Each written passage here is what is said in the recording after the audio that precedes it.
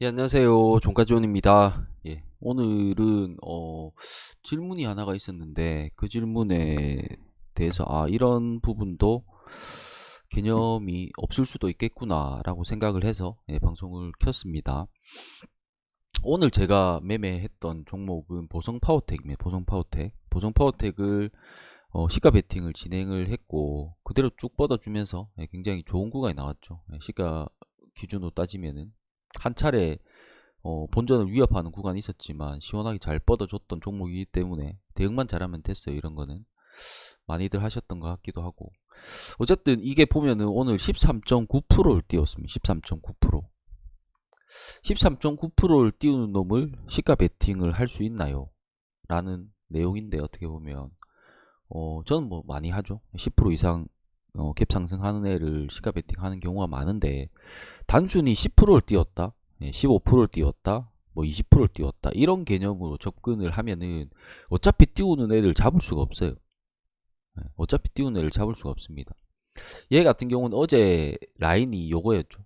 어제 라인이 지금 6,000원, 6,300원 이 구간을 라인을 그어 놓고 어제 미리 시나리오를 짰던 거는 윤석열 후보가 당선이 될 경우에는 보성 파워텍을 하겠다라는 개념이었고, 어 누구야, 이재명 그 뭐고 후보가 당선이 될 경우엔 얘를 하겠다라는 그 트릴리온을 하겠다라는 개념이었습니다. 아침에 흐름을 봐야죠. 이건 전날 예상인 거고, 아침에 흐름을 보는 건데, 보성파워텍 같은 경우에는 6,300원이 신고가기 때문에 이 위로는 별 의미가 없어요. 이 위로는 라운드 피겨 가격만 책정을 할 수 있습니다. 6,500원, 6,600원, 6,700원, 6,800원, 7,000원, 7,100원 쭉 이렇게 볼 수 있는 거죠. 근데 제가 상단으로 봤던 제 마지노선은 7,000원이에요. 7,000원. 7,000원 구간 정도면은 전일 종가 대비해서 20%가 조금 안 되죠. 예. 아마 이 정도를 띄울 걸로 봤습니다. 아침에 윤석열 저는 뭐 새벽까지 당선되는 거 확인을 하고 잤으니까. 그래서 7,000원까지 열어놨어요. 7,000원, 6,300원에서 7,000원 구간, 이 구간에서 시가를 스타트 하면은 시가 베팅을 해서 대응을 해볼 생각이, 내리면 뭐 손절하면 되는 거니까. 그러니까 보통 이제 이렇게 높은 구간에 매매를 못 하시는 분들은, 자, 15%를 띄웠다. 그러면 내가 샀는데 빠지면은 큰일 나네. 이런 개념이 있는 거죠. 이거는 자신이 대응을 하는 것에 자신이 없고 내가 손절 대응을 한다는 것에 정확한 개념이 없는 거죠. 15%에 스타트를 해도 내가 만약에 3%에 끊을 수 있는 사람이라면은 이거 12%에 끊을 수 있죠. 5%에 스타트를 해도 이거 2%에 끊을 수 있습니다. 똑같은 거예요. 여기서 스타트 하나, 여기서 스타트 하나, 내가 진입하는 금액은 어차피 여기잖아요. 얘가 더 위로 뻗어갖고 이게 얘가 상한가를 간다고 하면은 20% 이상, 20% 이상 먹을 구간이 존재하는 거고, 얘가 15% 스타트 한다면 얘가 이대로 상한가를 간다고 하면은 10% 이상 먹을 구간이 존재하는 거죠. 그 차이가 있는 거지. 밑으로는 어차피 동일하다는 겁니다. 얘나. 그래서 자기 기준이 가장 중요한 거예요. 자기 기준. 자기 기준이란 거는 가능하면 전날 관종을 뽑았던 이 상단선을 그어 놓는 경우에 상단선에서 내가 생각하는 마지노선을 생각하는 거고, 그다음 이 상황에 이 놈이 어느 정도 띄울 것으로 예상되는가라는 것이 매우 중요한 거죠. 얘가 20% 이상을 띄었으면 먹을 구간 10% 이하로 존재하게 되죠. 10% 이하로 존재하게 되기 때문에 그냥 보내줬을 가능성이 높습니다. 근데 이게 20% 이상 출발 분위기를 잡고 있다가 9시가 되기 얼마 전부터 쭉 내리기 시작해서 13%에 스타트를 했어요.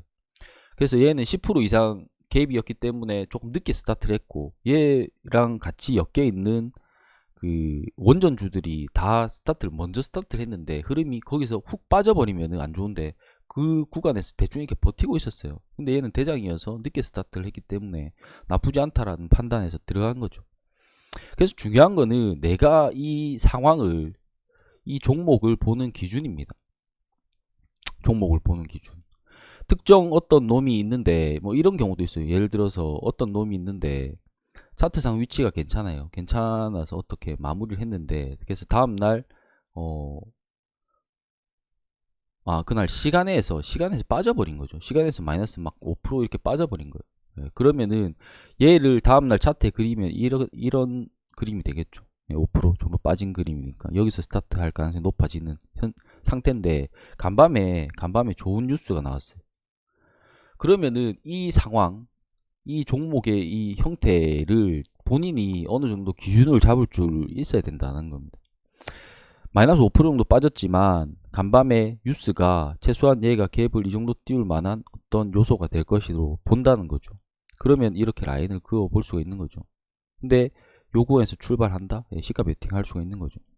그런 개념을 본다라는 겁니다. 근데 얘가 여기서 스타트를 한다. 내가 예상하는 마지노선이 어느 정도 구간에 있는데 얘가 뜬금없이 여기서 출발한다. 그러면은 위로 먹을 구간보다 아래로 빠질 구간이 훨씬 많기 때문에 매매를 포기하는 거죠.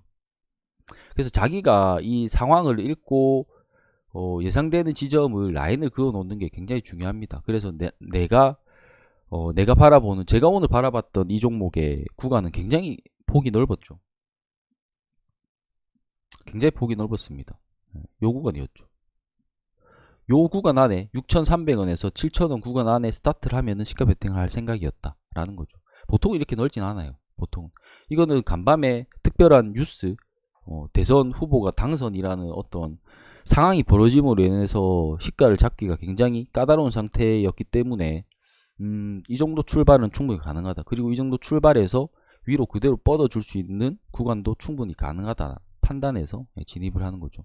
그래서 오늘 내용의 주된 핵심은 첫 번째로 본인이 이 상황과 이 종목의 형태, 그 다음에 이 종목이 가진 재료, 그 다음에 지금 현재 몰리는 수급, 섹터의 형태 이런 것들을 파악해서 어느 정도의 구간을 내가 잡을 수 있어야 되고 내가 생각하는 스트라이크 존이 있어야 된다라는 거죠. 이게 13%냐 15%냐 20%냐 이 개념이랑은 상관이 없는 거예요.